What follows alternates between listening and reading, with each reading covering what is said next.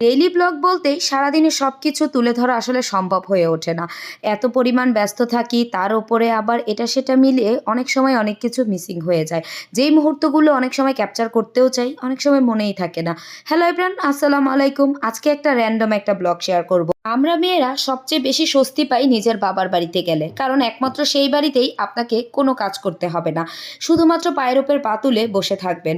আর না হয় নিজের বাসায় তো ১ মিনিটের জন্যও স্বস্তি নেই। শুনতে কতটা হাস্যকর তাই না? নিজের বাড়িতেই স্বস্তি নেই। স্বস্তি কিভাবে হবে বলেন?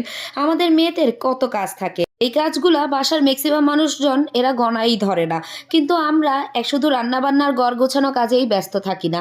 সেই কাজের বাইরে যে আরো হাজারো কাজ করতে হয়, এমন তো বড় একটা সংসার সামলাতে হয়, বাচ্চা-কাচ্চা সামলাতে হয়, আবার নিজের লাইফটাও কিন্তু গুছাতে হয়।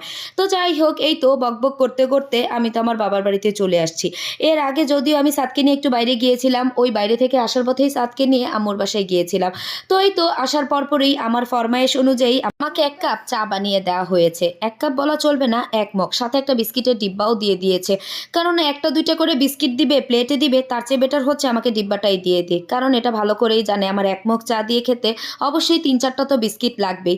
তার কারণ আমি তো সকাল থেকে তেমন করে কিছুই খাইনি। এখন আসছি, আমাকে চা আর বিস্কিট দেয়া হয়েছে।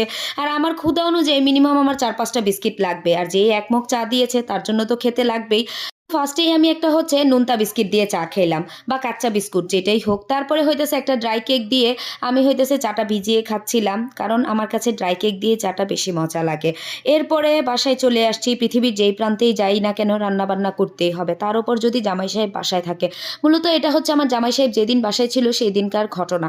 তো এই তো বাসার আসার পরেই হইতেছে গিয়ে আমি চিকেনের যে লেগ পিসগুলা ছিল সেগুলো আমি একটা প্যাকেটে সবগুলা রেখে দিয়েছিলাম। তো সেগুলাই হচ্ছে এখানে টমেটো দিয়ে, বেশি করে টমেটো দিয়ে এখানে আমি ভুনা করতেছিলাম। আর সাথে আমি ২ পট হবে একটু পোলার চাল দিয়ে পোলাও রান্না করতেছিলাম। আর আজকের পোলাওটা একটু ভিন্নভাবেই রান্না করেছিলাম। আর এই তো আমার একদম চিকেন রান্নাটা কিন্তু হয়ে গিয়েছে। টমেটো দিয়ে আজকে কাঁচামরিচ দিয়ে চিকেনটা রান্না করেছিলাম।